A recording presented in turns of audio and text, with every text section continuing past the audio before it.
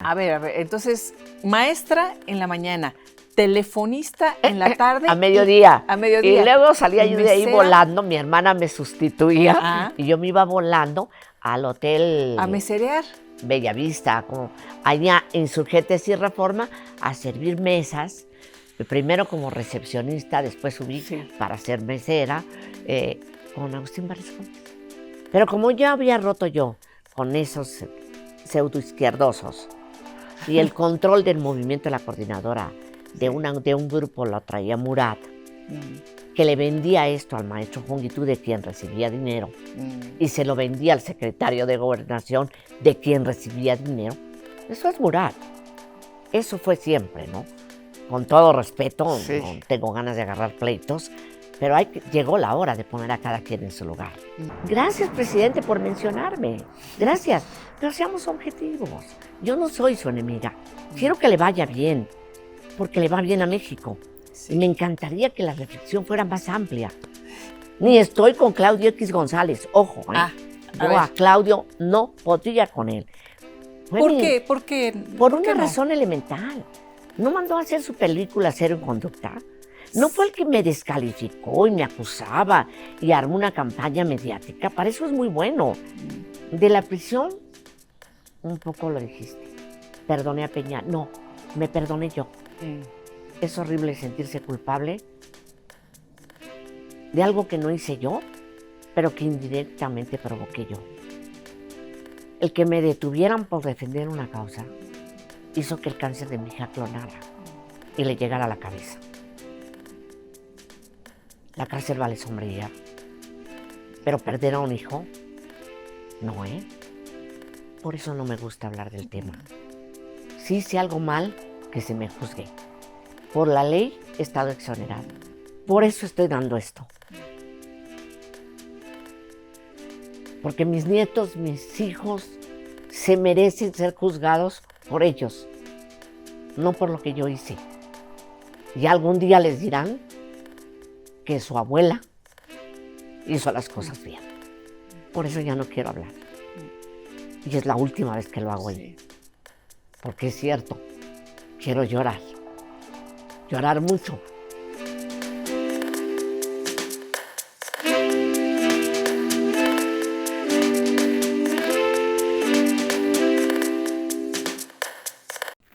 Qué gusto que nos acompañen.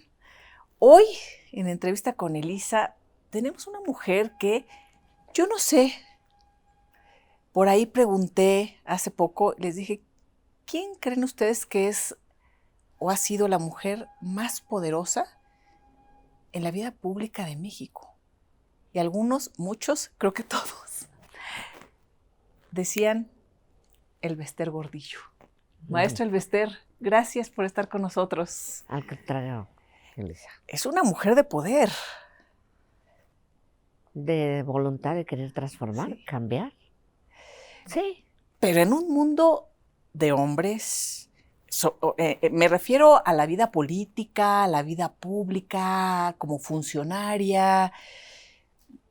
Eso sigue siendo un mundo de hombres, a pesar de que se ha avanzado, que tenemos el primer congreso paritario, pero en un mundo de hombres, pues usted ha marcado agenda. Y en una cultura, ¿no? En una forma de hacer las cosas diferentes. Sí. En un tiempo diferente.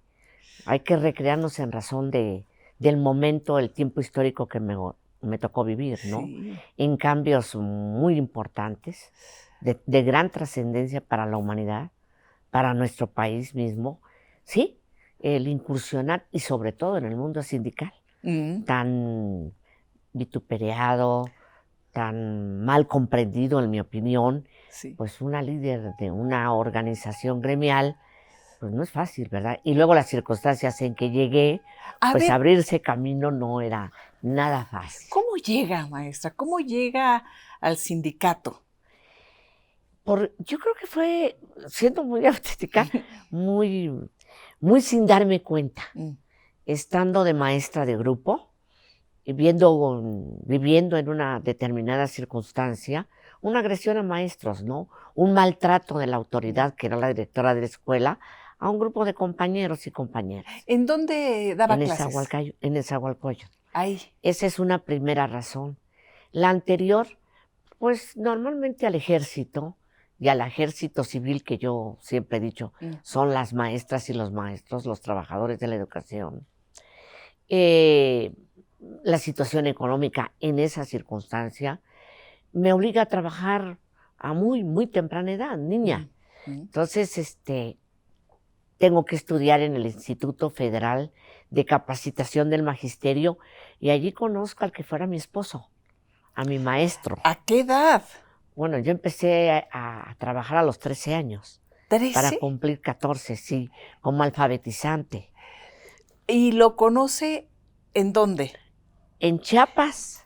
¿Usted nació allá? Estudiando la secundaria, segundo de secundaria. Oh, bueno, era mi maestro de historia. ¿Ah, sí? No, sí, impresionante. Se llamaba Arturo Montelongo. Arturo Montelongo. Era mi maestro y ni qué capaz que un maestro volteara a ver a una alumna o viceversa. ¿Y qué Pero pasó? además yo estudiaba entre personas, maestros, maestras de 30, 40, 50 años. Sí. Yo era una chamaquita y entonces era un mundo verdaderamente interesante porque una chamaca entre adultos viviendo experiencias que no eran ni de mi tiempo ni de mi edad, creo que aprendí a Tuvo que aprender así. Muy aceleradamente, muy complicadamente, pero también con mucho gusto. Y ese esposo, Arturo, no le gustaba la vida sindical de entonces. Entonces él era un hombre de izquierda, convencido que el sindicato había que cambiarlo. ¿Era su maestro de qué? De historia. Luego fue de pedagogía. Con él terminé la normal. ¿Cuánto tiempo le llevaba, Arturo? Él tenía en ese entonces ha de haber tenido como 25 años o 24. Sí, digo, muy era jovencito, muy joven, pero con una historia de vida impresionante. Ya tenía hijos que yo no sabía. No, una historia interesantísima, bella, pero muy dolorosa también. ¿Por qué? Porque él falleció. Sí. Después de que nos casamos, porque me casé con él. ¿A no qué edad? pudimos ser novios hasta cuando yo estaba en la normal. O sea, me vio evolucionar. Y un día me dijo que era un brillante en bruto, que había que pulir. Yo muy provinciana, muy elemental, la verdad. Sí. Entonces me formó en todos sentidos y él tenía la inquietud por la transformación del sindicato. Sí.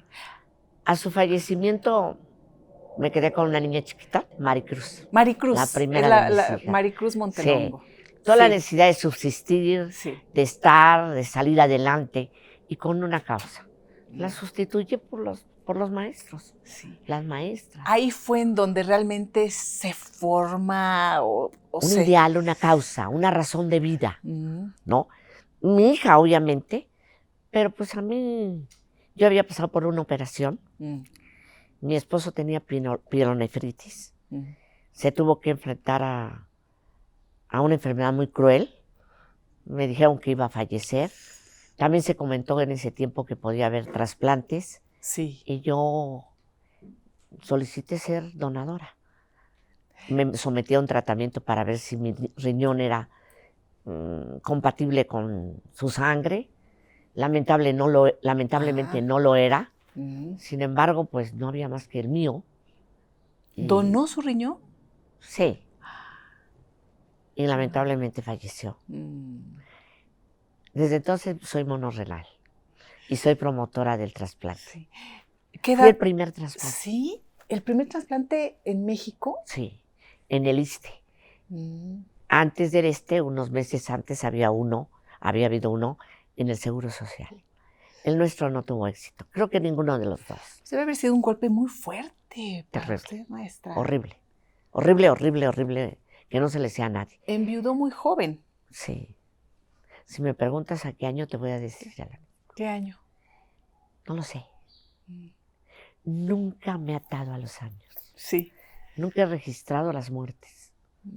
¿Sí me explico? Sí, que borró. Huyo de eso. Dijo ya. Y creo que es una defensa psicológica, emocional, no sé, pero lo borro. ¿Usted venía de una familia con recursos? ¿No? ¿Vivió una niñez precaria? ¿Cómo fue? ¿Cómo fue su niñez? Hace un momento, fuera de cuando decíamos, recordamos esta frase de infancia es destino. ¿Cómo Fue una fue? infancia muy complicada, porque vengo de una familia de dinero, de bastante dinero, de un abuelo que hizo el rol de padre, Mm, de la madrastra de mi mamá, que le hizo de mamá, por circunstancias también de la vida de mi madre, que no es el caso ahorita comentar, así lo ujú, entiendo, pero en un espíritu inconforme mío, con cierta dosis de rebeldía, lo mm, acepto, y que escapó de su casa. Y como mi madre opté por no estar en ese mundo y ser diferente. mm. ¿En Chiapas? En ¿Todo en Chiapas, en Chiapas? Chiapas.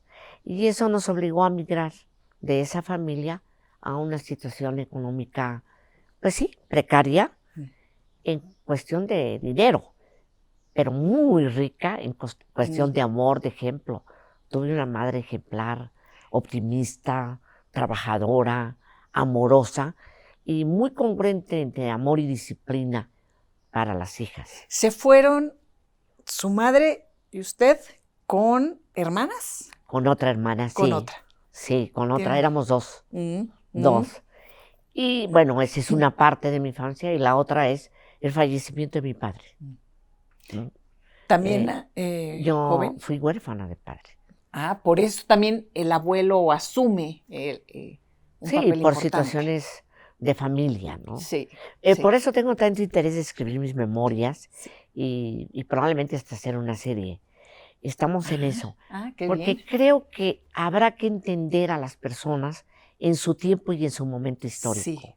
El adjetivizar, descalificar, sin conocer de dónde viene, cómo es, Sí, pues suele ser muy fácil, pero también sí. muy irresponsable. A mí me pasa ahora con estas entrevistas que mi idea es esa. Yo dije, en un momento además tan polarizado de la sociedad, en donde todo mundo habla, juzga y pocos escuchan, ¿no? El conocer, escuchar a los personajes que han forjado y que siguen siendo parte de la historia de nuestro país, me parece que ha sido, la verdad, muy interesante poder escuchar estas historias y que se van entrelazando además y tener las distintas visiones de los momentos que además a usted le ha tocado vivir, maestra, de cerquititita con todos los personajes, ¿no? Yo insisto de la época, Mm, ¿no? Yo estuve en el 68, muy chiquita, o ujú. bueno, entre comillas chiquita, ya exactamente por esas fechas, por esos tiempos, falleció mi esposo, Por el 68. por ahí. ¿Y estaban Entonces, aquí en la Ciudad de México? sí, Ajá. sí. Me casé, casamos y nos venimos a vivir a la Ciudad de México, ahí a la colonia San Rafael, Mm, a un hospedaje donde daban los alimentos, le arreglaban a uno la ropa, en una habitación pequeñita, chiquita. ¿no? Él era maestro, un hombre muy culto, muy sensible, muy comprometido Mm, con el país, eh, soñador. Él mm, murió muy joven, mm. de 27 años Sí, muy con una historia jovencito. muy interesante, muy sufrida también. Mm. Entonces viví el 68. ¿Y Entonces cómo lo vivieron? yo lo ¿Cómo? viví en la disidencia, en la Mm, oposición. mm. Sufre lo que era la persecución de aquella policía secreta, porque Sí. estaba joven, llena de inquietudes, de tristeza, de coraje por haber perdido al esposo, Sí. de búsqueda que en muchos espacios, ¿no? Estuve en muchos lados, entonces prohibidos para una mujer. Por ejemplo, la ¿Cómo? masonería, Ah, fui al espiritismo. Yo quería saber por qué a mí me había pasado quedarme viuda. en Lerdo y Magnolia. Estaba ahí. Entonces habían varias Ah, ah, grupos y las mujeres normalmente en la masonería no no. participan y ¿Y la había una, dejaron? porque había uno mexicano que era de hombres y mujeres incipiente. Ujú. Y sí, entonces fue una lección, un aprendizaje de vida. Y bueno, el 68, pues yo combatía las posiciones que habían entonces en el Mm. sindicato. Quería cambiar, pero no sabía qué cambio quería. No tenía la formación adecuada, apropiada, ni la información, ni la cultura para tal. ¿Y Sí, qué hizo? aprender poco a poco en el camino, como había sido ser normalista, ¿no? Pero con una convicción muy clara. Arturo me había dejado una misión. Eres un brillante en bruto. Hay que pulirte. No había quien me puliera. Me tenía que pulir yo. ¿Y cómo lo hizo? A fuerza de trabajo, de esfuerzo, de caer y levantarme, pero firme en la convicción. Yo quería ser secretaria general del sindicato por sobre todo. Ahí ya, desde el 68, tenía en mente El cambio de la organización, pero el cambio de México. Ajá. Que ya no queríamos un sistema presidencialista, autoritario, prepotente, falto de inclusión, de vida democrática, de entender sí a los pobres, pero dándole los instrumentos para tener dignidad de vida. Porque no es solo un tema de dinero, no es solo ahí te doy el dinero, eso es humillante, sino te doy los instrumentos para que con tu trabajo puedas tener un espacio de dignidad material, pero sobre todo de desarrollo humano. ¿Y en qué momento se integra ya al sindicato o estando en la disidencia, irrumpen? ¿Cómo fue ahí ya el empezar a...? Empiezo a descubrir que en la izquierda, como en las derechas, que la sociedad en su conjunto, que la cultura mexicana es muy machista. Y yo creo que puedo irrumpir el sindicato desde la oposición. Y entonces formamos un bloque democrático de delegaciones en el Estado de México, lo que entonces se decía Valle de México, que después fue Valle de Chalco. Sí. Y participo con hombres, éramos 2 mujeres únicamente, participamos allí y a la hora de decidir quién iba a ser la líder o el dirigente de la delegación, ni gran envergadura, pues lo que dijeron es que yo no podía ser porque era mujer. Entonces rompo con ellos. No, sí han habido rupturas en esto, no las han habido. Rompo con ellos, me pongo a trabajar y yo creo que sola puedo llegar con la base. Y empiezo a hacer un trabajo, a ir a escuelas, a la salida de la escuela, de mi trabajo, pero al mismo tiempo que daba clases, trabajaba acá, en la Florida, en el CAPSE. Muy cerca. Era la telefonista del CAPSE. Telefonista. Sí. A ver, ¿daba clases en dónde? En Nezahualcóyotl, en la colonia Maravillas. Y era normalista. Bueno, era yo del Instituto Federal de Capacitación con mi título de normalista. De normalista. Ahí daba clases y de Nezahualcóyotl bueno, pues quiere decir que todavía no tenía mi título de normalista. Ya tenía mi comprobante de que había terminado la normal, ¿no? Sí. Digo la verdad, porque ahora es muy importante la veracidad. Daba clases y después me venía. Todavía en Nezahualcóyotl había que arremangarse la falda o el pantalón hasta arriba de la rodilla, porque caminábamos en lodazal para llevar los desayunos. Sí. Las maestras teníamos que llegar, o los compañeros, a las 6 de la mañana para llevar al desayuno a la comunidad y ahí repartir los desayunos a los niños. Era maravilloso enseñarles a que se cepillaran los dientes. Tiramos la escuela. ¿Por? Porque estaba en desastre. La tiramos, fui yo, ahí empezó mi liderazgo. Se tira para... Porque estaba horrible. Para reconstruir todo aquello. Para ir a ver al gobernador, entonces el maestro Hank. Para ir a buscar al maestro Hank y decirle que queríamos una escuela nueva, escuela que decidió y llevó su nombre. ¿En qué momento comienza pues, a adquirir mucho más poder? Fue poco a poco. Fue irlo conquistando espacio por espacio. Desde voto por voto, yo me venía a CAPSE y después de CAPSE me iba a Reforma e Insurgentes a trabajar de mesera, O sea, no dormía. A ver, entonces, maestra en la mañana, telefonista en la tarde. A mediodía. A mediodía. Y luego salía yo de ahí volando, mi hermana me sustituía y yo me iba volando al hotel. A meserear. Bellavista, como allá en Insurgentes y Reforma, a servir mesas. Primero como recepcionista, después subí para ser mesera, con Agustín Barrios Gómez. Estaba muy joven.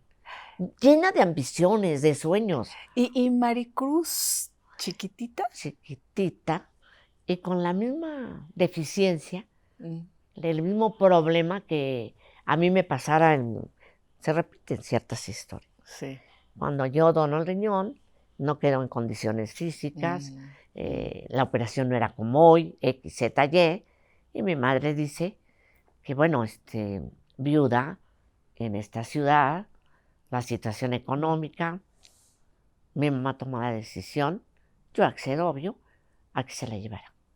Y con mi mamá tenía un hogar, ella y su esposo tomaron a mi hija como nos pasa a todas las mujeres que trabajamos en México. Sí, las o recurrimos abuelitas. a la mamá, que es la abuela, o a la suegra, para que nos ayude y nosotros podamos hacer las labores que muchas veces nos toca. En mi caso, la de mamá y de papá, y la de proveedora. Sí. Y te pierdes esa enorme oportunidad de ver crecer a tus hijos. ¿Vivían aquí en Ciudad de México? No, en Chiapas. Uy, en Chiapas.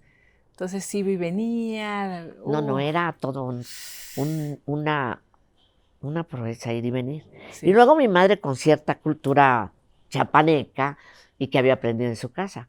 No te puedo dar a tu hija si no te casas. Tiene que tener un matrimonio, porque pues si aquí lo tiene, está su papá Ricardo, estoy yo. Pero el tipo vas entendiendo que es eso, cultura, es la formación. Totalmente. Por eso no es negro, ni blanco, ni nada. ¿Y en qué momento Maricruz vuelve a vivir con usted? Cuando me caso nuevamente. Lo que dijo su mamá, como lo dijo la madre. Y el segundo matrimonio con el señor Arriola. Así es. Yo creo que esa es una de las cosas cuando me preguntan de mis oscuros. Creo que eso fue algo que no hice correctamente. ¿El casarse nuevamente? El casarme sin... El ver a alguien que fuera papá para mi hija.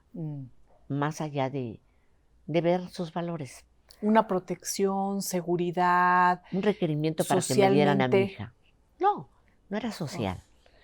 Era simplemente una cultura y una exigencia de... Para que tu hija esté contigo debes estar casada. Me casé y lo afecté a él y me afecté yo, ¿no? Lamentablemente no lo conocía bien y él tenía algunos problemas de salud emocional que tienen que ver con la bebida. Y bueno, y luego me tuve que divorciar. ¿Duró poco el No, matrimonio? Nunca me divorcié de él, hasta ya la oportunidad de que sí conocí a alguien con quien me iba a casar y le pedí el divorcio, pero yo me separé. Y es increíble.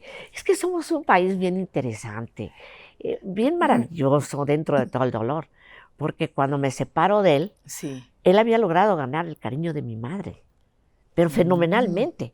Y mi mamá decía que yo por andar trabajando, no, yo andaba por el mundo, entre escuela, CAPSE, ya había dejado CAPSE, ir a trabajar al hotel, se llamaba Club Internacional AC, el de Agustín Barrios Gómez, y de agitadora, de promotora, de buscadora de mi camino. Esa es la verdad.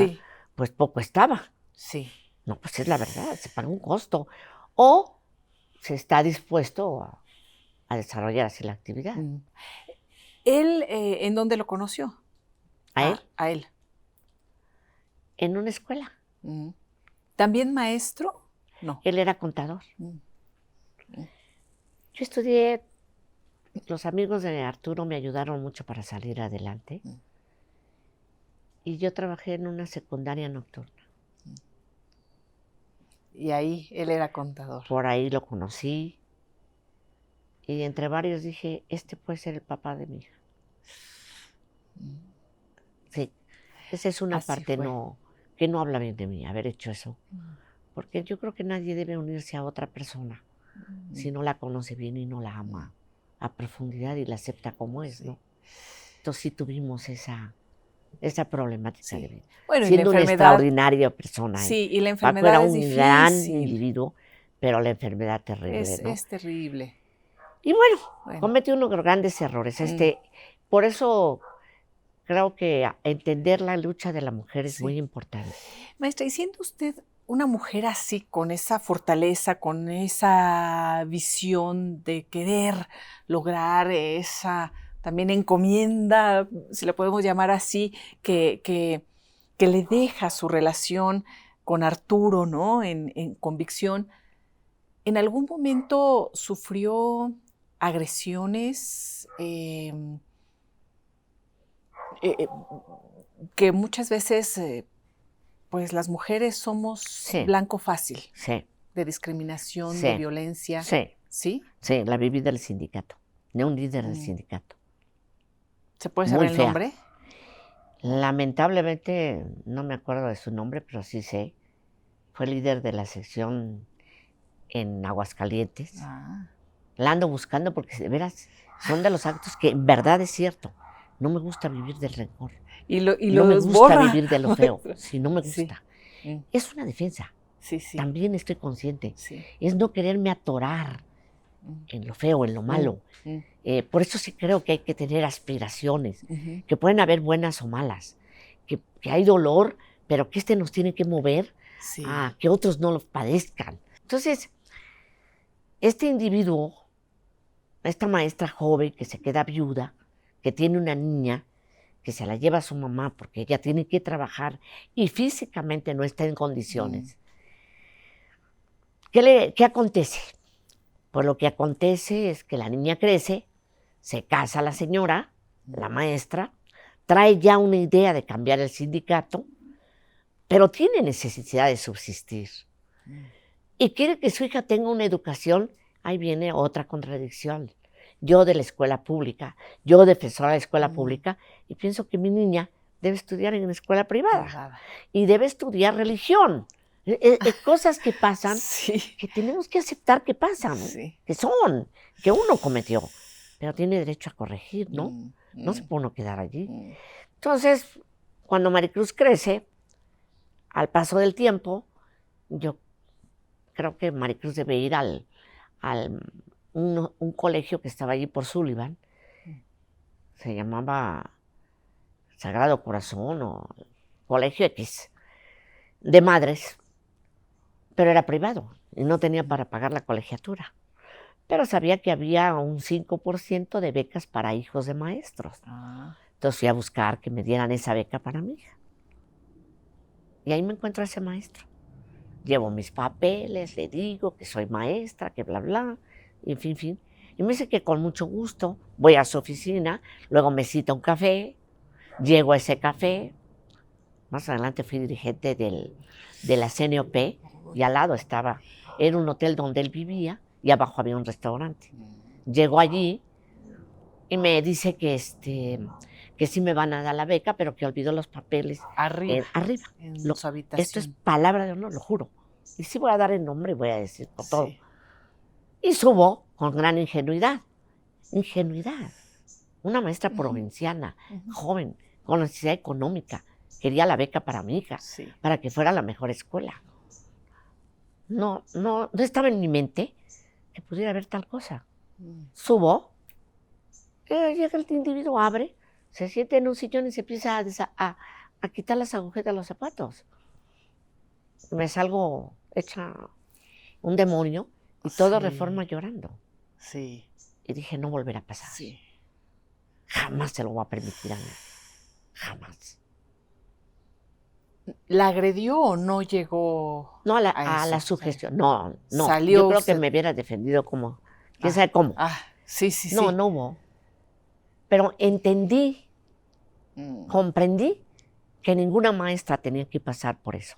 Sí. Que había que luchar con eso. Y que podía hacer de mi cuerpo lo que quisiera.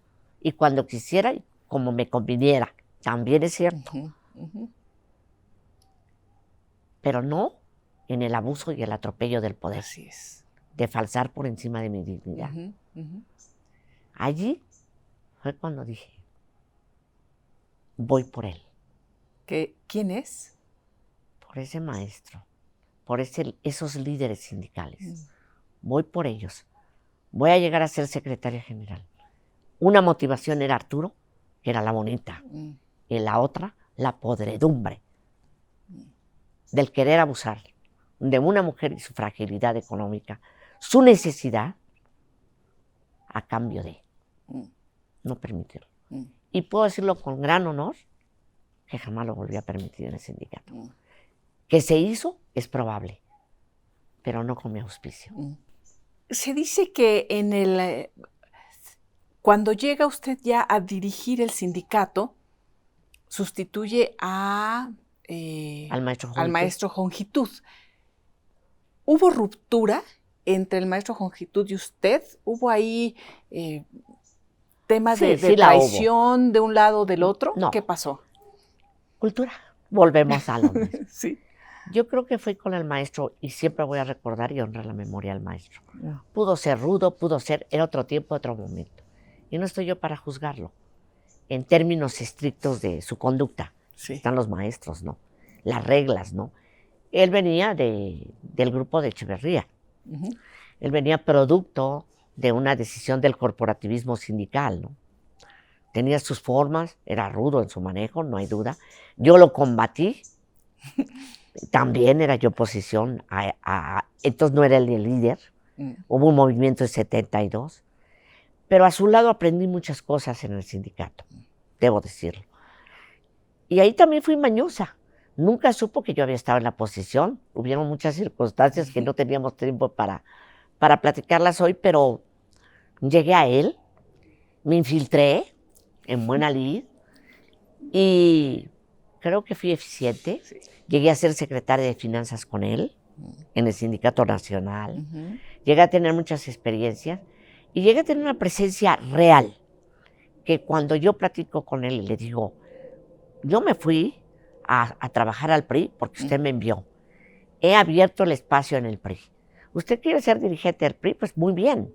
Ya tenemos canales, conductos para hacerlo, porque yo ya había sido subsecretaria en el PRI. Sí. De Desarrollo Social, de la Secretaría de Social. Luego, en alguna campaña, bla, bla, bla.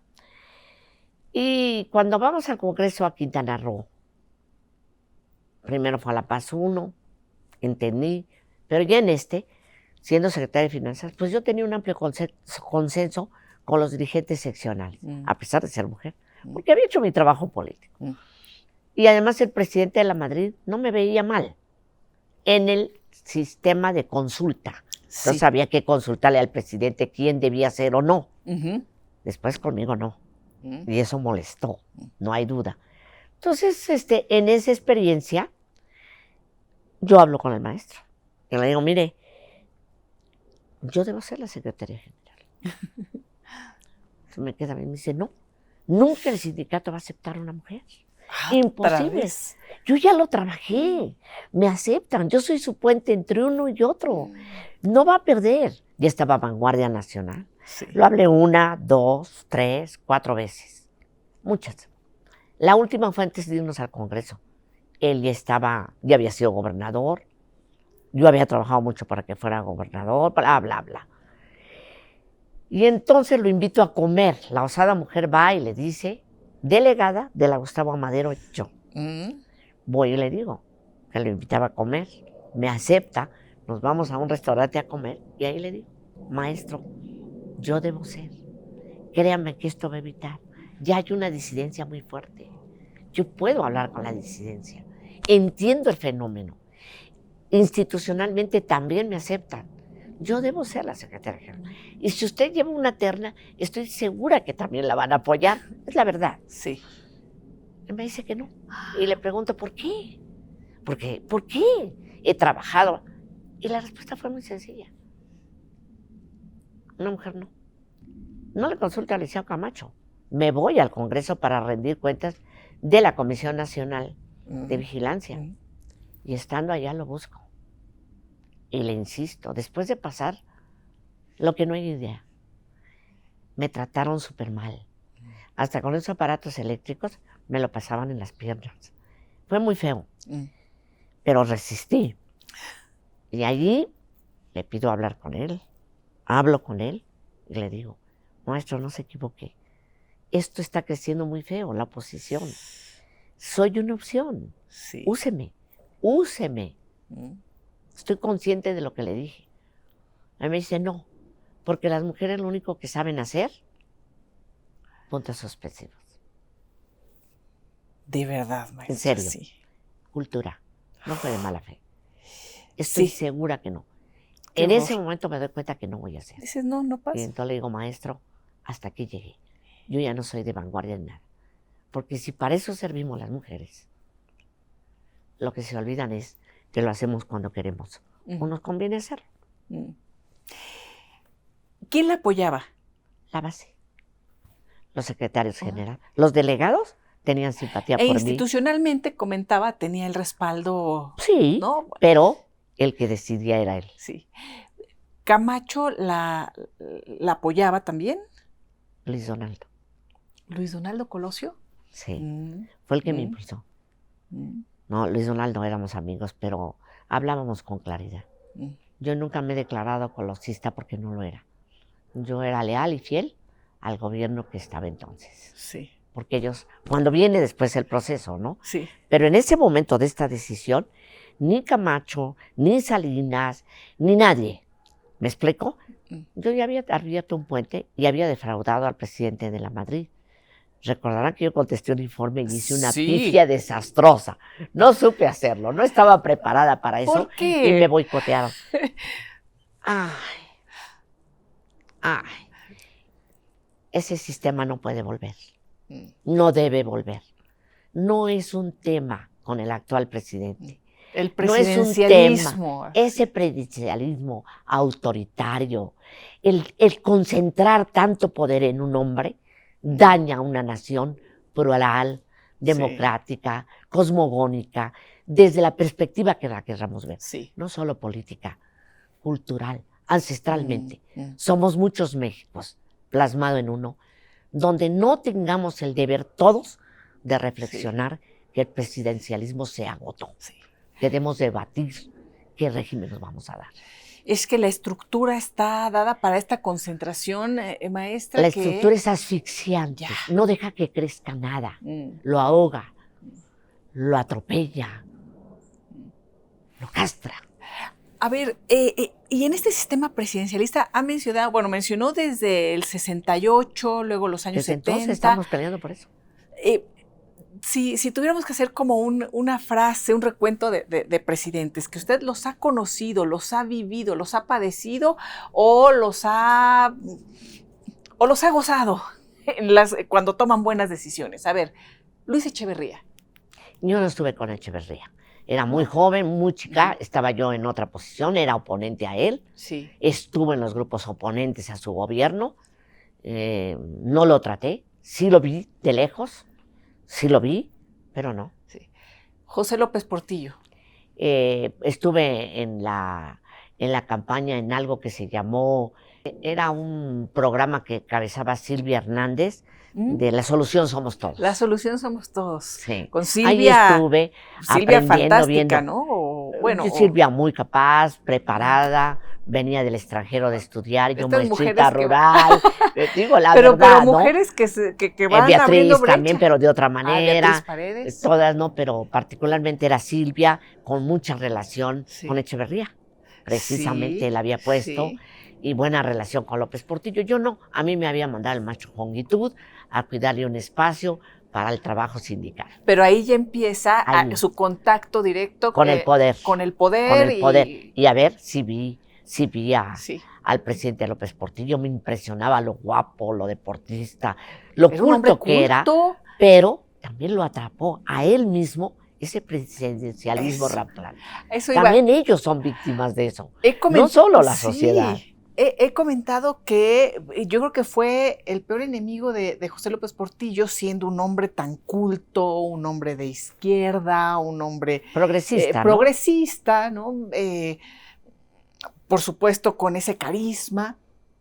Y terminar así, es que no hubo nadie que se le opusiera, maestra. Bueno, fue candidato único. Único, pero nadie le decía la verdad. Porque el canto de las sirenas entorpecen el poder. Por eso se necesitan contrapoderes. Por eso se necesitan equilibrios. Voces que no anden pensando qué me va a tocar y me tengo que subordinar. ¿Qué me van a dar? Porque a cambio de que yo no piense, no hable, no tenga propuesta, voy a estar. Pues qué mediocridad. Perdón. Y no es un agravio a nadie en lo personal. Pero también los presidentes son víctimas de eso. De la adulación, del engaño, de la mala información y de toma de decisiones equívocas. Miguel de la Madrid. Un hombre bueno. Yo para él mis respetos, mis consideraciones, porque él sí creyó en mí.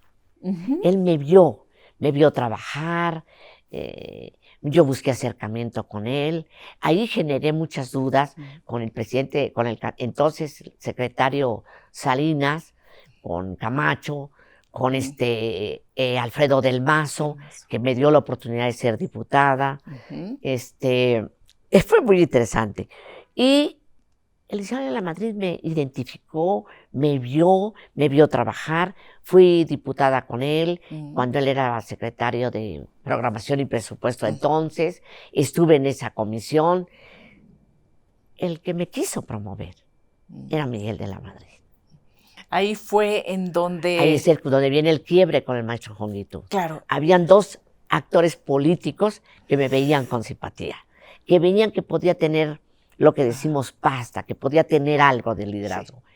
El presidente de la Madrid y el que quería ser, en lugar del presidente de la Madrid, presidente de la República, el presidente del PRI, don Javier García Paniagua. A don Javier, que le debo mucho de mi formación, porque fue el que me plació por todo el país, y entonces me vio. Entonces, por eso le decía al licenciado Honguito, oiga, maestro, yo soy, porque yo sabía estos contactos. Tenía desde la base yo hasta el apoyo arriba, todo. Todo. Bueno, y ahorita volvemos ahí a ese momento, pero después Salinas. Sí, pero allí surgió una duda entre Salinas, Camacho y muchos más. Sí. ¿Por qué? Porque piensan que uno de ellos, presidenciable, me promovió para contestar el informe. Pero hasta hoy lo voy a decir. A quien se lo pido, pues porque insisto en este tema que nos estamos hablando. ¿A quién? A doña Alicia de la Madrid, una gran señora, y su esposo un gran caballero, al que tuve el honor de contar con su cariño, su respeto. Amén de los chismarajos que puedan haber, historias de mala fe, pero una relación de amistad, de cariño, tanto con el licenciado del Mazo como con doña Alicia y don Ricardo, esposo de doña Alicia, que fui y les dije que quería contestar el informe, y doña Alicia, muy solidaria, me dijo, yo no decido, en la Cámara lo tienen que decidir, pero no tengo la menor duda que ella le habló a su hermano y le dijo. ¿Y por qué le salió mal, maestra? ¿Por qué dice que no? Por esas reglas, yo por eso sí soy antipresidencialista. ¿Sí? En buena lid, entendiendo que somos víctimas todos de ello. Porque cuando yo hice mi documento de respuesta, que un gran diputado me había dicho, ten cuidado con las palabras, porque las palabras matan más que el acero más afilado. Entonces había hecho un discurso muy institucional, muy cuidadoso, y cuando llego con alguien que hoy nadie habla de él, pero que era secretario particular del Liceo de la Madrid, Emilio Gamboa, y le llevo el documento, me dice que lo van a ver, porque me pidieron que lo llevara, que lo van a ver, y me cambia el documento. No hubo ensayo, como había habido con otras, cambiaron el sonido, porque fue el boicot del candidato a la presidencia de la República. Nadie sabía cómo el Bester podía contestar un informe sin haber recurrido a algún presidencial. No había recurrido. ¿Y qué efectos tuvo eso? Un desastre. Nadie me quería saludar, todo el mundo me veía con desconfianza, pero la verdad es que yo lo hice muy mal. No solo cometí pifias, esa vez sentí que volaba. Tenía pavor ir al Congreso. Tenía vergüenza de ir a los eventos. Me equivoqué rotundamente. Ay. Y por eso perdí el penón. Decir que estoy arrepentida, no, es una experiencia. Aprendizajes. Aprendí. Y el que se tropieza y entiende que la piedra que se tropezó no se puede repetir, pues aprende y se mejora. ¿Cómo la llevaba con Salinas de Gortari? ¿Qué opina? Me mandó de delegada a Chihuahua, pero no él. Don Jorge de la Vega Domínguez me llama y me dice, porque yo fui delegada en Chihuahua. Ahí también, y ahí me llama y me dice, el candidato me ha dicho que usted sea representante aquí, la Diputación primera vez del Distrito Federal entonces. Le digo, no, yo no soy del Distrito Federal, yo soy una figura nacional. Qué grosera. Me dice, oiga, pero ¿qué le pasa, no? No, pues yo aprendí que en el PRI no se le dice que no, pero yo no quiero hacer eso, dígale que se lo agradezco mucho. Entonces, ¿qué quiere hacer? Servirle a mi partido, así me enseñó don Javier. Dígame qué tarea de partido hago y con mucho gusto. Me queda bien saber, permítame un momento. ¿Cómo le cayó Se eso retira al presidente? a don Jorge. Ah, don a don Jorge. Jorge de la Vega, que era el Pero presidente del PRI. no, si ya era una autoridad, pues sí. Sí. Se retira un momento, me quedo pensando, digo, ¿qué hice? Pero estaba decidida. Yo quiero ser senadora. Ya me había dicho el licenciado Almazo que iba a ser, que estaba yo en la terna, pero el maestro Juventud no me dejó llegar. O sea, las cosas de los juegos del poder. Ay, le puso las trabas. Pues sí, pero eran las reglas. Tenía que ser el secretario general del sindicato. Sí. Y yo no era la secretaria general del sindicato. Entonces, se retira, vuelve y me dice, ya sé, doña Elvester, ¿no va usted a hacer lo que iba a hacer para el gobierno, para la diputación de las, ¿cómo se llamaban? Del Distrito Federal, pero se va usted de delegada a Chihuahua? ¿Delegada general? Sí, se va de... Muy bien, presidente, muy bien, don Jorge. ¿Cuándo? Pero usted me permite un momento, nomás voy a ir a ver, ya acepté, ya todo, pero voy a ver a mis cosas y todo. No va a ser hoy, pero usted se va a delegar a Chihuahua. Me bajo corriendo con el oficial mayor. Y le digo, oye, está pasando esto, cometí este error. Y me dice, ¿tú crees que es un error? Pues claro, pero que me va a mandar a Chihuahua. Pero te quiero pedir un favor. Dile al candidato que no voy a Chihuahua si él no me da posición. Y tú sí se lo puedes decir con cariño porque te quiere. Y te va a hacer caso. Me ve y me dijo, Betty, yo te hablo. Luis Donaldo Colosio. Sí. Tenían una buena relación desde... Una relación de aprecio, de amistad. Y algo muy bonito, porque yo le di posición a él como líder de la CNOP en Sinaloa, siendo yo la dirigente de la CNOP. Sí. Entonces, esas cosas bellas, yo le habló, y sí, ya me citaron, me fui, desde una hora antes, estoy muy paradita, cuando veo que llega un autobús y bajan un sinnúmero de periodistas y el candidato ahí viene caminando. Yo no había tratado al licenciado Salinas, yo no era de su cuerpo. Yo no era su amiga. Viene así, me voltea a ver, los ve a ellos y dice, a ver, les voy a presentar a la delegada en Chihuahua, la maestra. Ahí se las dejo. Y se va. Pero me presentó y yo me quedo con ellos. Te vas a Chihuahua, sí, pero salen corriendo tras el candidato. Yo les valgo sombrilla y es razonable, ¿no? Sí. Y así me dio posición. Y así me fui a Chihuahua. Con el famoso, terrible, no famoso, con el terrible temor complejo de esta chaparrita, esta chiquitita, chiapaneca. Va a ir a Chihuahua con esos hombresotes que se alimentan de carne y yo de maíz, de pozole y esta cosa, pues esto va a estar en chino, no me van a aceptar. No, ¿la aceptaron? Me recibieron precioso. ¿De verdad? Fernando Báez era gordo. Y allá fui, la talacha. Y creo que hicimos una campaña única, excepcional. ¿En qué año se vuelve la dirigente del CENTE?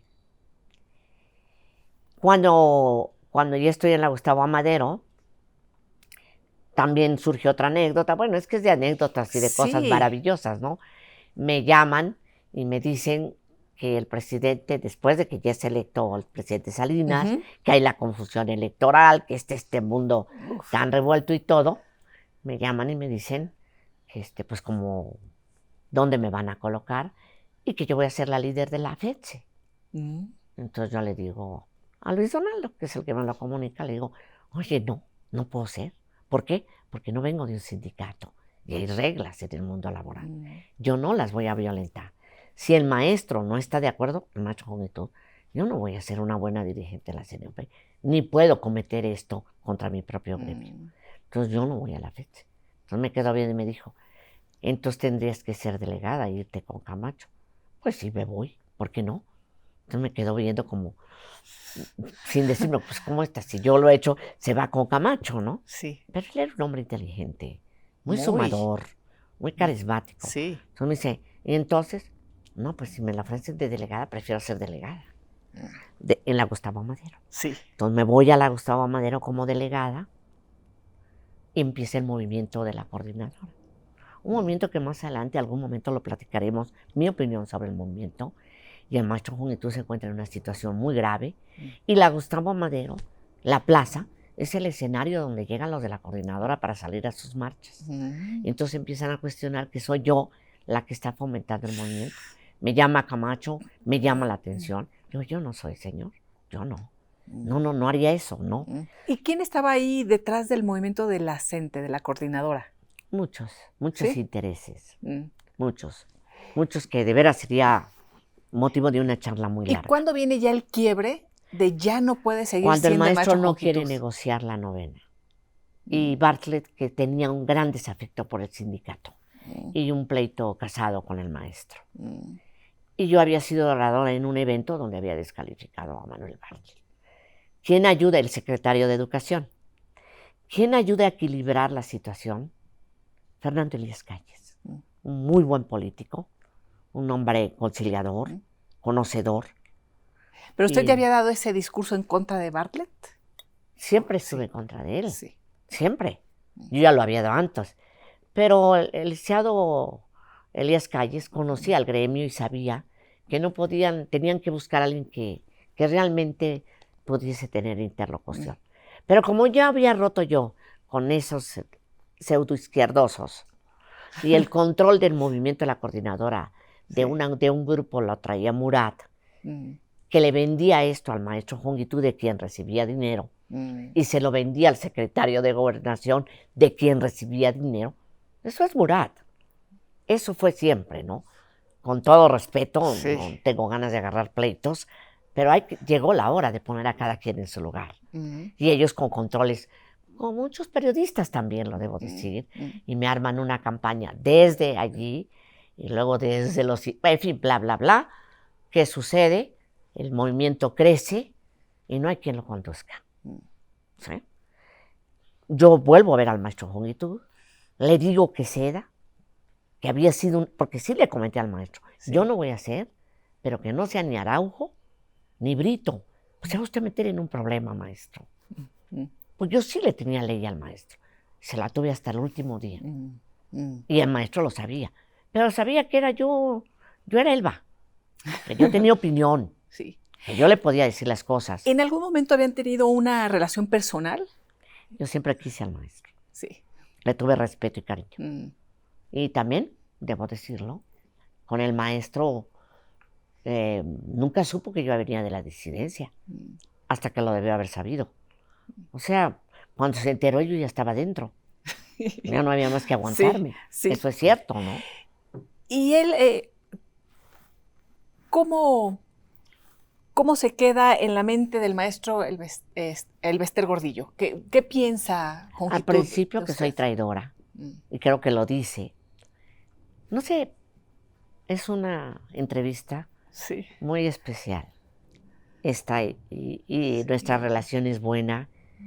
Y estoy diciendo cosas que no he dicho, habrán muchas más todavía, pero en esos momentos de la crisis, en esos momentos difíciles, cuando viene la decisión del gobierno para que el maestro se vaya, el presidente me dice que el maestro Jongitud es un hombre leal, institucional. Y yo le digo que sí, sí lo es. Que su pecado había sido querer secretario de Educación o secretario de la Reforma Agraria o presidente del PRI. También aprendí una lección. Un líder sindical no puede aspirar a eso.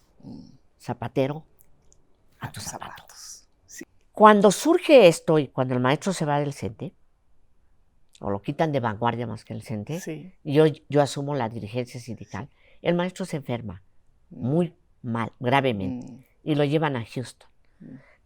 En cuanto yo asumo eso, tomo un avión y me voy a Houston. Busco a la maestra Lupita, su esposa, a sus hijos, y allí estoy. Un día antes de que lo operaran, cuando lo operaron, y cuando sale de la operación, a quien encuentres a Elbester parada, él en una silla de ruedas, sus hijos y su esposa. Y me acerco y le digo, aquí estoy, y voy a estar. Y estuve, Él y yo hablábamos cuando fui secretaria general. Él supo que siempre estuvo ahí, el cariño que... Sí, que le Y tenía. hasta que lo enterré, yo fui a su sepelio. Fui y hice guardia. Y me quería la maestra Lupita, sus hijos. Y nunca voy a olvidar algo que también me pasó a mí. Su hijo Carlos, no, el otro, me llevó del hospital a mi hotel en Houston. Íbamos en el carro y me dijo, maestra, ¿por qué han hecho de mi padre esto? ¿Por qué este escarnio y por qué es todo esto que ha pasado? Lo volteé a ver y le dije, algún día usted entenderá. Su padre fue un gran hombre. Hizo mucho por el país en un sistema que se está agotando. ¿Cuándo empieza a tener una vida más holgada, maestra? Porque hablamos de esta etapa en donde tenía muchos trabajos, iba de uno a otro, después ya en el sindicato, ¿le empieza a ir bien? No, antes. ¿Antes? Yo voy a Nezahualcóyotl en un Maverick. Ah. Amarillo, todo el mundo lo ha de saber. Yo nunca fui a Nezahualcóyotl así, fui antes en un bochito, después en un Maverick. Mi esposo era contador. Y si bien es cierto que tuvo ese problema de salud, también es cierto que era muy trabajador. Y trabajó en la cervecería Modelo como contador. Y yo como mesera y como esto y como el otro. Ahí empiezan a Él tener me una vida regaló más un Maverick holgada. para que yo vaya a trabajar. Imagínense, Sí. Maverick amarillo, un carro de moda en Nezahualcóyotl. Sí. Pero yo no tenía conciencia de que esto era absurdo, donde no había ni agua ni drenaje. Sí. Pero la señora llegaba así, es la verdad.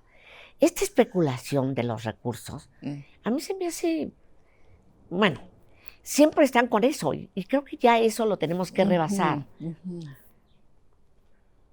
Siempre me gustaban los vestidos y vestir bien.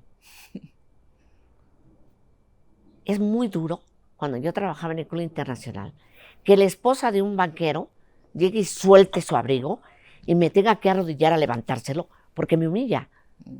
¿Por qué me humilló? Porque ella llevaba un abrigo de mí y yo tenía un vestido.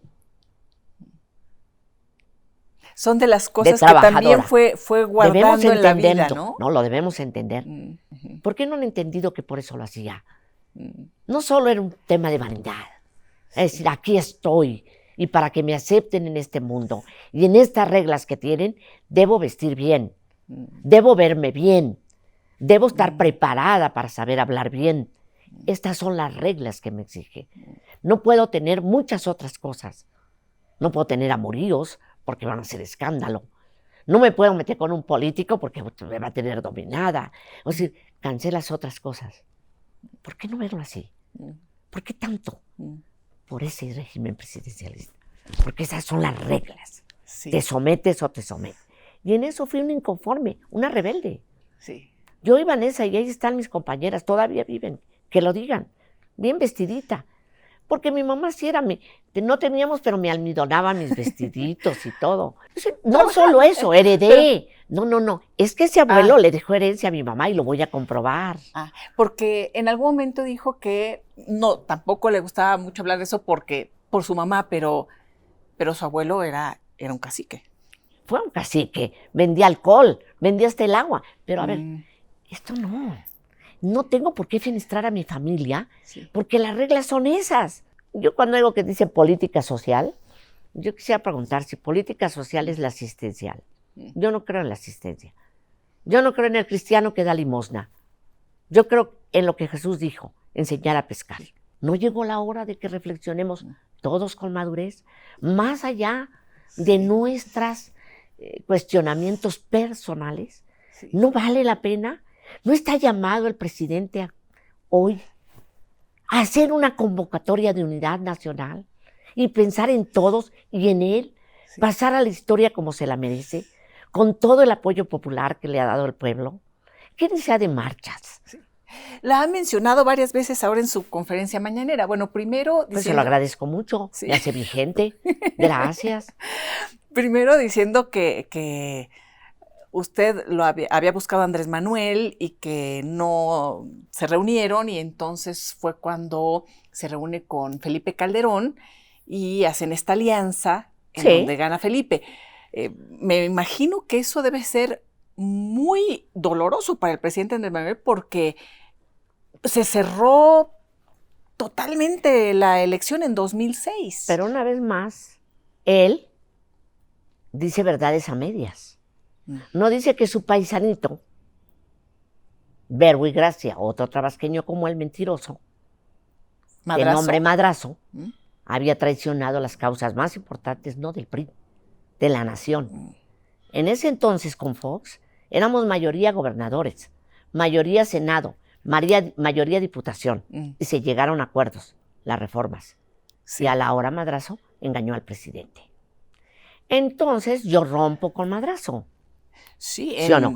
Mi durísimo. problema no era Andrés Manuel, no, por favor, era Madrazo. Pero la otra es algo que ya no tiene el sindicato, que rompieron en aras de volverlo a hacer, un sindicato corporativo al partido en el poder, que no se debe permitir, según yo. Sí. ¿Qué sucedió? ¿Qué pasó? El Comité Nacional del CENTE no decide con qué candidato va. Existía un Comité Nacional de Acción Política, donde todos los partidos tenían representación. Sí, esa representación del Comité Nacional de Acción Política, porque ya no éramos corporativamente del PRI. Entonces ya había PRI, ya había PRD, había panistas, muy pocos nuestros eran panistas, pero los había, sí. Había de todo. Había que consensar con todos ellos quién podía ser candidato a la presidencia.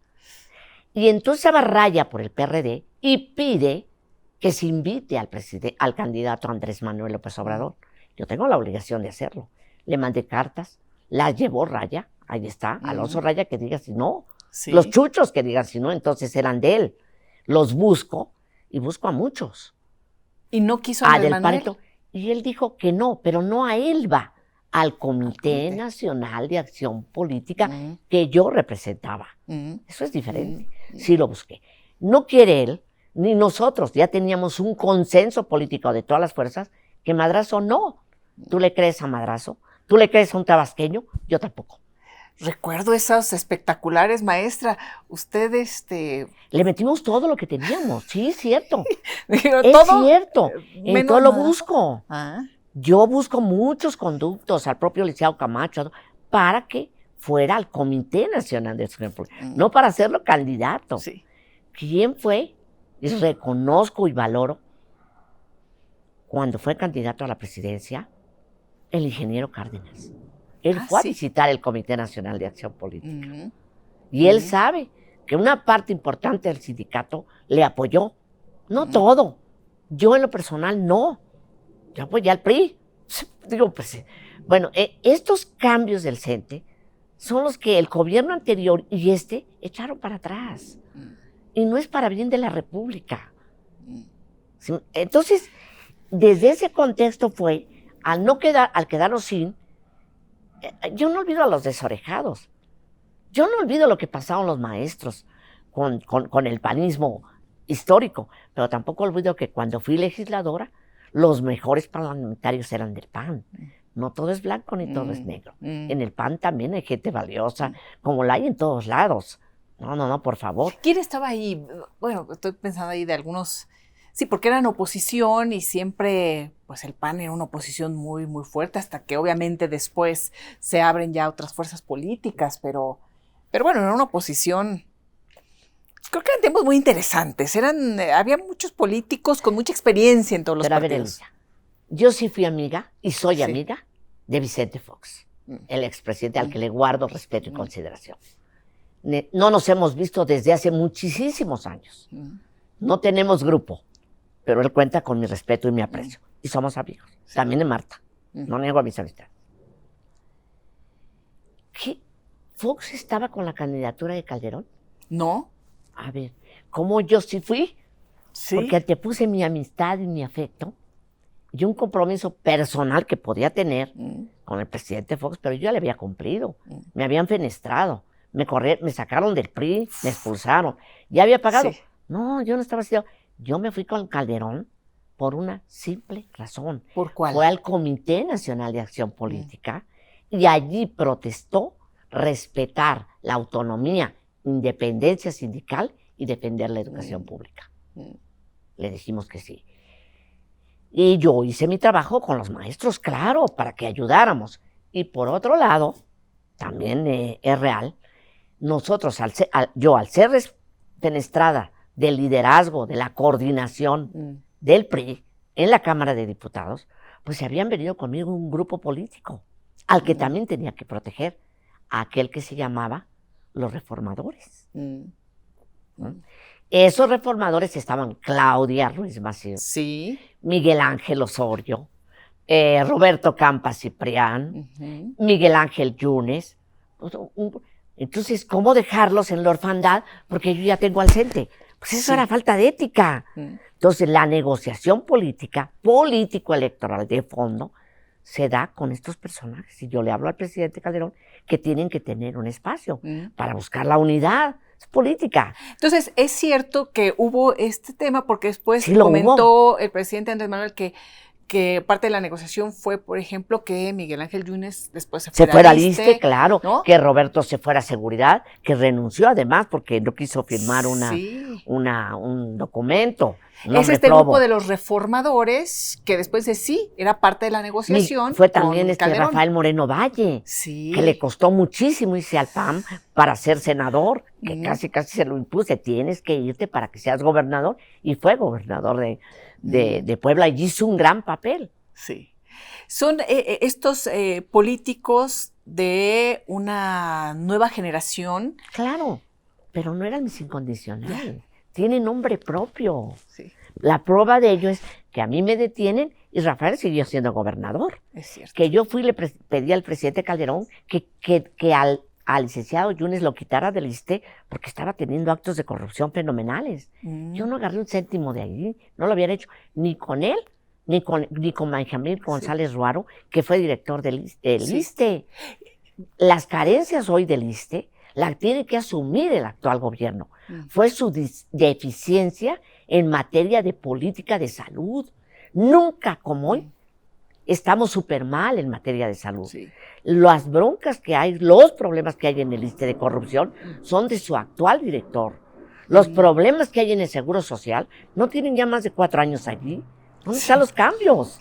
Entonces, bueno, no tuvimos la pandemia. ¿Cuántos muertos? El mayor número de muertos en el mundo del servicio de salud son médicos y enfermeras. De eso nos vamos a ufanar. Entonces, por favor, gracias, presidente, por mencionarme. Gracias, pero seamos objetivos. Yo no soy su enemiga.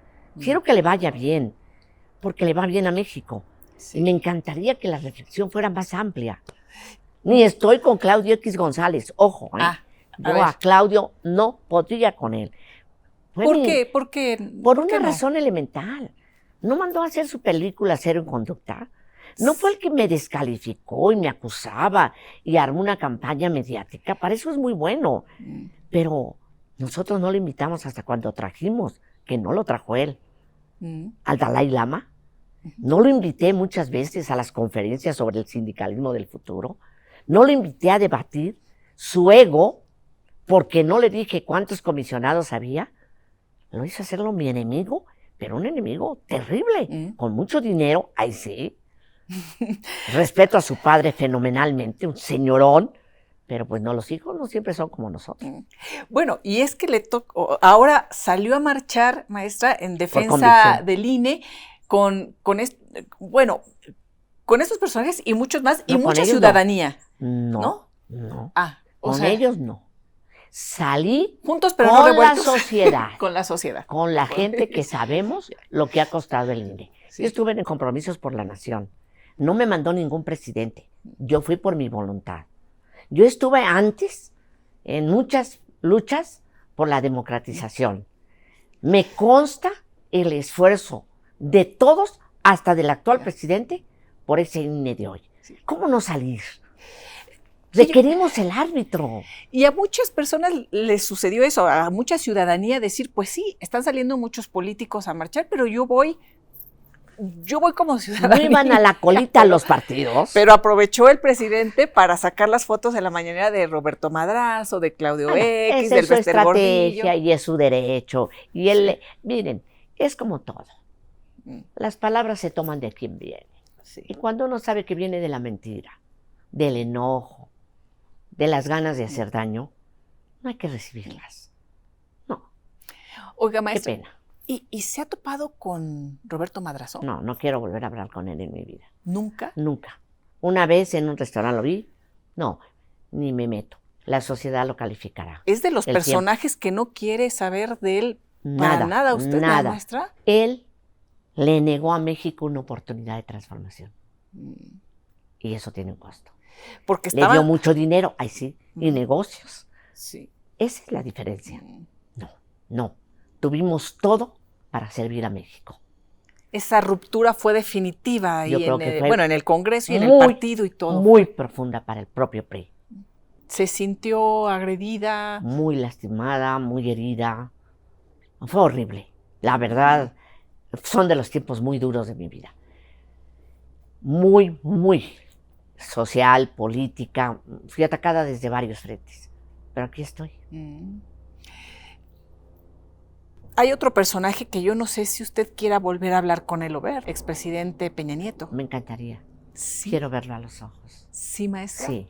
¿Y qué le diría? ¿O qué le va a decir cuando lo vea? Lo mismo. ¿Por qué no cambió el sistema presidencialista? ¿Por qué no asumió su presidencia y la delegó a dos personajes que nos hicieron daño como país? ¿Qué fueron? Videgaray y Miguel. Sus dos brazos. Así lo decía. Les Com- faltó compromiso con él.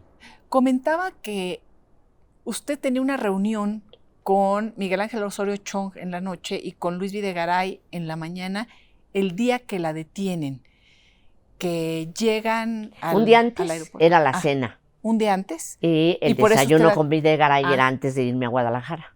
Y usted viaja de dónde a dónde. De San Diego a la Ciudad de México, cuando debía haber volado de San Diego a Guadalajara. Así es. Hace la escala aquí en Ciudad de México. También ha platicado que le avisaron, nos vienen siguiendo. Ya sabía usted que la venían siguiendo. ¿Y qué pensó? ¿Te puedo pedir un favor? Sí. Y quiero que sea la última vez. No quiero volver a hablar de eso. Porque no es bueno. ¿Sí me explico? Porque en lo personal y en mi derecho Sí, sí. ciudadano y en tu buena voluntad Sí. y profesional, es un tema que está agotado. Le, Ese lo juzgará la historia. ¿La Si yo lastima, sigo le al- duele? Duele. Claro que no solo eso. Amén de eso, la otra vez también lo dije. Esa detención causó el fallecimiento de alguien muy amado por mí. Ya sé. Y ahí sí creo que es tocar la parte personal humana muy sensible. Y no me gusta. ¿Sí me explico? Sí. Y pido la benevolencia Sí. de no seguir hablando de eso, porque mi historia no se va a cerrar en eso. Pero hay algo, si quiere responderlo, maestra, y si no, lo dejamos pasar, pero precisamente en este volver a ver a Enrique Peña, usted ha dicho que lo perdona, no tiene resentimientos, pero ¿Por qué? no, mi tema es, ¿usted no pudo seguir disfrutando a su hija, Mónica, No. ni despedirse? Sí, de me ella? despedí, sí. Sí. A ver, quiero ver a Peña,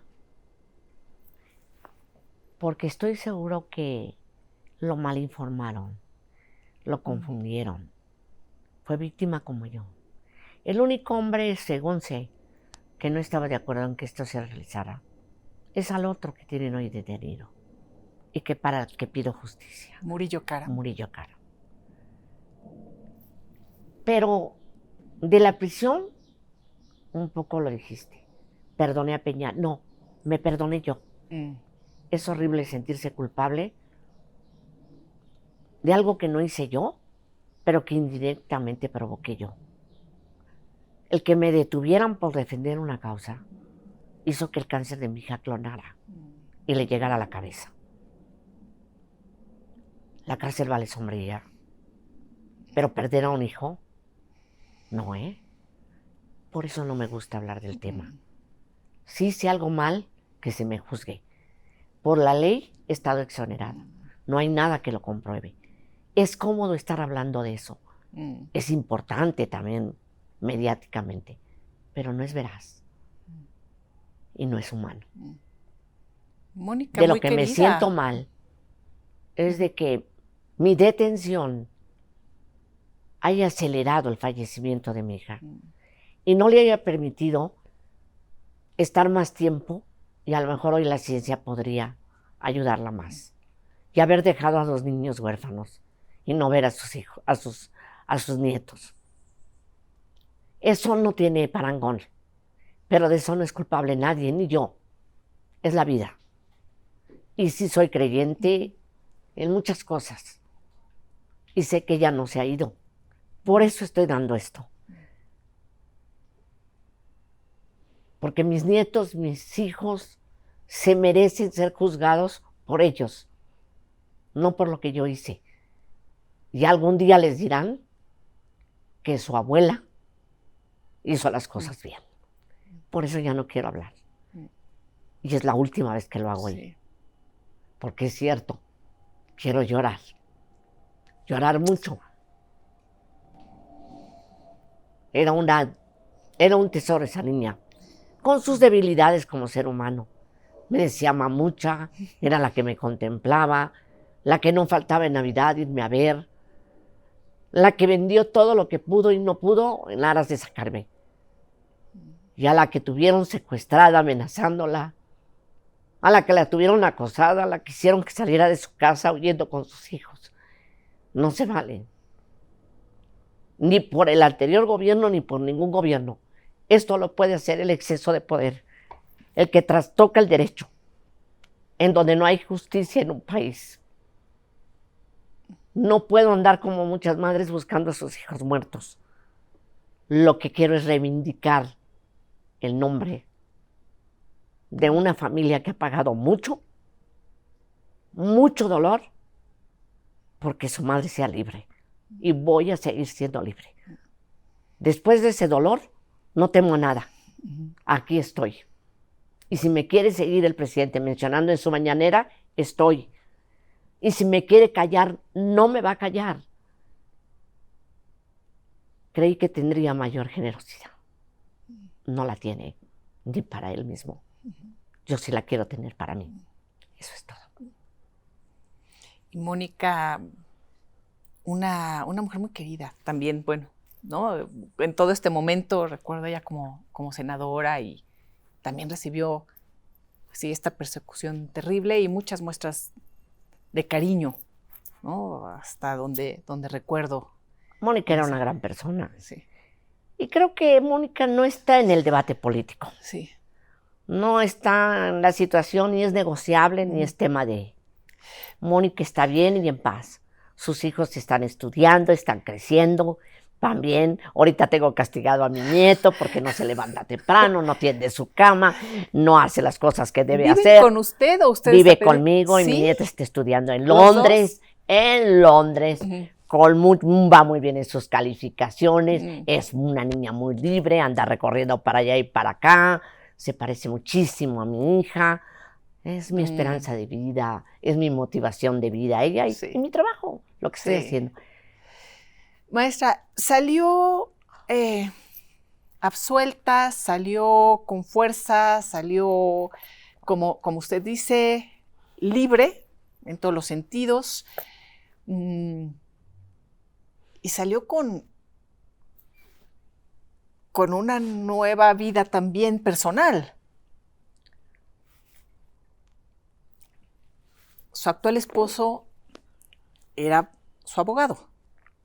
Uno de sus abogados. ¿Cómo comienza esa relación? Cuando uno está en la situación que yo viví, se aferra a cualquier situación que le ayude a salir. Es un hombre preparado, es muy joven, pero es un hombre preparado, con el que puedo hablar de libros, de historia, de muchas cosas. Es un ser humano bueno, en lo real. Es muy joven, pero muy abierto.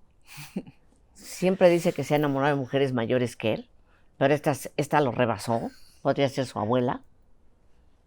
Me ve que tome mi medicamento. Cuando no puedo caminar, me da su brazo para caminar. También me hace enojar. Es vaguillo. Me acepta y lo acepto. Es una bendición. No es un asunto meramente pasional. Es un asunto de amor. Está contenta, está contenta. Estoy armónica. Estoy armónica. Pero también sé que en el momento que ya, pues que él quiera volar para otros caminos, pues habrá que dejarlo volar. Y algo habré dejado y él algo habrá dejado en mí. Pero hoy estoy muy contenta, muy en armonía. Y ha sido maravilloso. Por algo será, ¿no? Por algo. Y entonces cuando tú dices, mi madre, Mónica, dice, no queremos que esté sola. No es común, ¿eh? No, yo lo sé, hasta allí estoy rompiendo paradigmas. Le llevo muchísimos años. Sus padres son más jóvenes que yo. De veras. ¿Se puede saber cuántos años? Sol maestro. No, la verdad que no hago las cuentas, pero creo que él va a cumplir 40 o 39 y yo nací en 45. Ja. Sí. Por Dios, ¿no? Bueno. Pero pues es cierto. Entonces, ese es el amor. Sí. Un poco poesía, esperanza, sueño y también un poco de pasión. Sí. ¿No? Y rompiendo esquemas, logró casarse, maestra, porque el día de la boda... Hasta en eso se portaron mal. Y fue Murat. Por eso. Son mezquindades, son pequeños. Maestra, ¿y vive aquí y pasa tiempo también en San Diego o no? No he ido a San Diego desde entonces. No tengo visa. ¿Por? La estoy tramitando. Porque hay que llevar los documentos, porque ha llevado años, porque la situación se ha puesto complicada de migración. Pero en Estados Unidos nunca tuve problema. Y un poco por temor a que me dijeran que no, como que no metí mi solicitud, apenas lo estoy haciendo. Había pensado buscar un abogado para que lo hiciera, pero alguien me dijo, ¿para qué abogado? De hecho, estás mandando un mensaje equivocado. Hazlo como cualquier ciudadano. Y eso estoy haciendo. ¿Va a mantener su casa ahí en San Diego, acá? Aún no sé qué voy a hacer. Aún no lo sé. Estoy muy metida en esto que estoy haciendo. En este tema de la educación, en este tema del mundo laboral, y particularmente en hablar con muchas personas para que veamos esto que hablé. ¿Hacia Seguiremos dónde? teniendo, ¿no? Un régimen, un sistema con un hombre con tanto poder. Esa es la pregunta. ¿Le gustaría que llegara Marcelo Ebrard? No es un problema si me gusta. Es quién debe ser que pueda conducir este país, que va a quedar en condiciones. Yo tengo aprecio, respeto por Marcelo, cariño, pero no soy de ningún equipo. Eso cuesta, ser libre. No, vamos a buscar qué es lo que más conviene, ¿no? Y además no me toca a mí la decisión. Es en Morena y es el presidente. A lo mejor una de las cosas que deberíamos cambiar ahora es que no fuera estar discutiendo quién va a ser candidato a la presidencia. ¿Por qué no hablamos de un equipo con compromisos ya hechos? O sea, hacer de facto lo que mañana se puede legislar. Sí, que cada secretario también sea motivo del escrutinio de la sociedad y se busque a los mejores y el que quiera ser candidato salga con un equipo y diga, este es una playa. ¿Cómo podrá apoyar todos estos cambios? ¿Cuál es su plataforma? Mis convicciones, mi disposición a trabajar. Esta entrevista, poder decir lo que pienso, lo que hablo.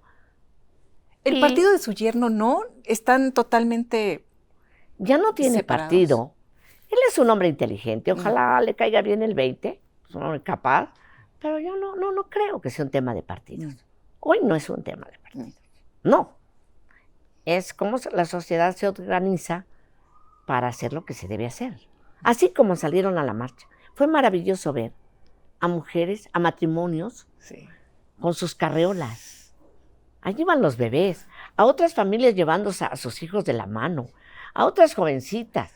Yo estuve en un sector bastante clase media modesta, un grupo chévere. Y la verdad me conmovió mucho y me impresionó.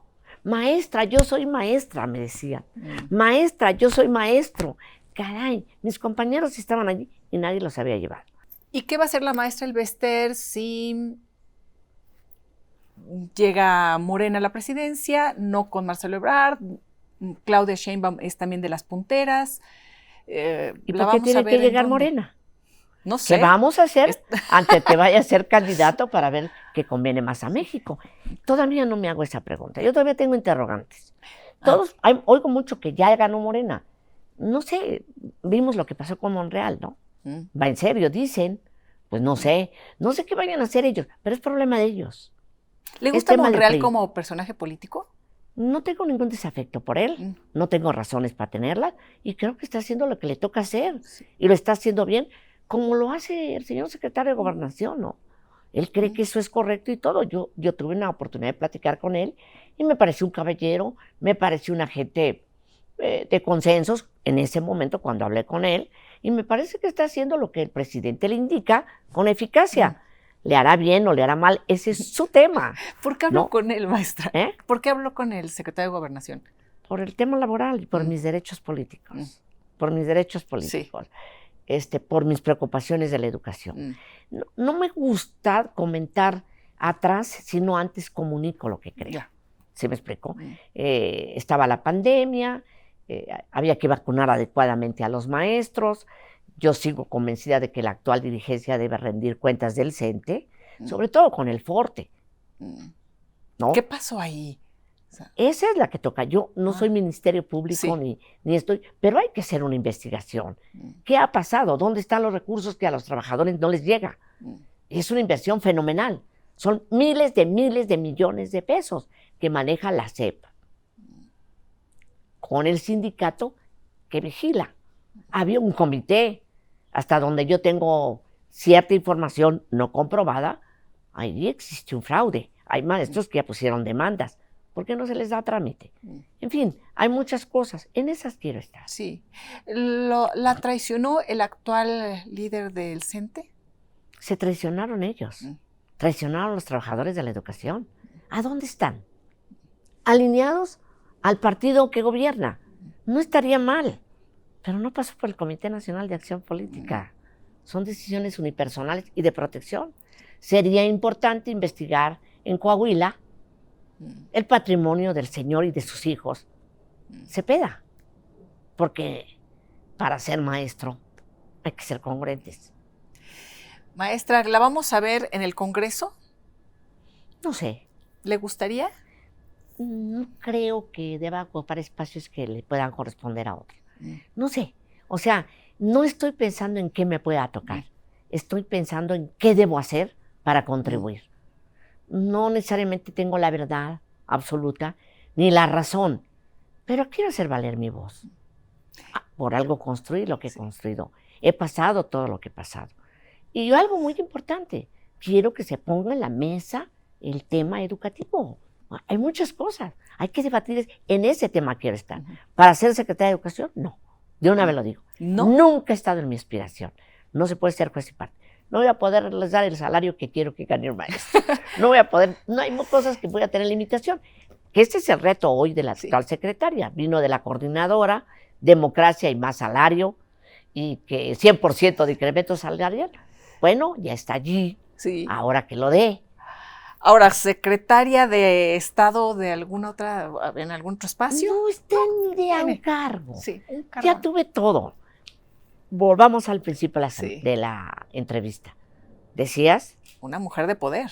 Que fui, y creo que todavía tengo un poquito de poder de la palabra. Si ya tuve tanto poder como dicen, mi final es por un cargo claudicar. ¿Claudiqué por no ir a la cárcel? No, ¿verdad? Porque ahora hay causas más importantes. Maestra Elvester Gordillo, muchas gracias por esta favor, charla. Gracias por la hospitalidad, por la entrevista. Estos espacios me hacen falta para decir lo que creo, lo agradezco profundamente y agradezco la actitud de una mujer para otra mujer, entendiendo que no es solo problema de mujeres, es de la humanidad. También nos debemos preocupar porque ellos también cuenten.